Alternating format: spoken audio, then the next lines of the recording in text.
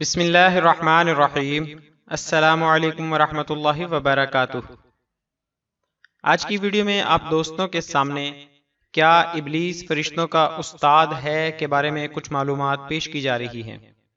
Video میں آگے بڑھنے سے پہلے نئے آنے والے دوستوں سے گزارش ہے کہ ہمارے چینل کو ضرور سبسکرائب کریں اور آنے والی ویڈیو سے باخبر رہنے کے لیے بیل آئیکن پریس کریں۔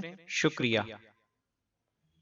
سوال: جیسا کہ مشہور ہے کہ ابلیس فرشتوں کا استاد تھا، اس میں کہاں تک حقیقت ہے؟ جواب: ابلیس ملعون ہونے سے پہلے عبادت گزار، عالم اور فرشتوں کی جماعت کا رئیس تھا، جیسا کہ تفسیر ابن کثیر میں ہے۔ حضرت ابن عباس رضی اللہ عنہما نے فرمایا، ابلیس فرشتوں میں سب سے زیادہ معززین میں سے اور ان کے سب سے معزز قبیلے میں سے تھا، اور وہ آسمانوں کا محافظ تھا اور اس کے پاس آسمانوں کی حکومت تھی اور اس کے پاس زمین کی حکومت تھی۔ ایسے ہی تفسیر قرطبی میں ہے اور عالم الملائکۃ الابرار میں ہے، فرشتوں کے پاس علم وافر مقدار میں ہے، اللہ ہی نے ان کو سکھایا۔ دلیل میں قرآن کی آیت ذکر کی۔ اعوذ باللہ من الشیطان الرجیم، بسم اللہ الرحمن الرحیم۔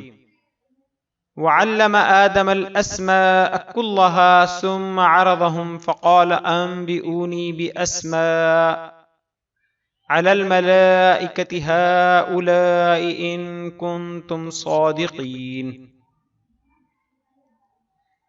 دارالعلوم دیوبند کے فتوے میں لکھا ہے، شیطان استاد نہیں تھا اور فرشتوں کو اللہ پاک کے علاوہ کسی معلم کی کسی درجہ میں حاجت بھی نہیں۔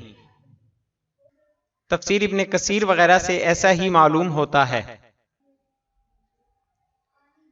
مذکورہ بالا تفصیل کی روح سے اس کو فرشتوں کا استاد قرار دینے کے بارے میں معتبر روایات میں کوئی ذکر نہیں ملتا۔ البتہ شیخ احمد بن محمد رومی حنفی اپنی کتاب مجالس الابرار میں لکھتے ہیں کہ ابلیس شروع میں تمام فرشتوں کا سردار و معلم تھا اور سب سے زیادہ عبادت میں کوشش کرتا تھا، تاہم تلاش بسیار کے باوجود اس کا کوئی حوالہ نہیں ملا۔ جزاک اللہ خیرہ۔